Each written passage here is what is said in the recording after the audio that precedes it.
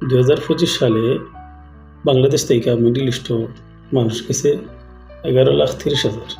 এর মধ্যে সৌদিত গেছে 7.5 লাখ। তো টোটাল মিডল ইস্ট যদি আমরা হিসাব করি, এখানে 11,30,000 মানুষ শুধু বাংলাদেশ থেকে গেছে।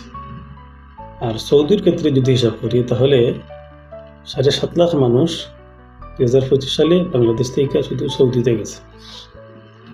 এর মধ্যে ধরলাম কেন 11,30,000 মানুষের মধ্যে টোটাল মিডল ইস্ট 11,30,000 মানুষের মধ্যে এখানে ধরলাম 20,000 বা 40,000 মানুষ যারা এসএসসি এইচএসসি পাস করে তারা গেছে।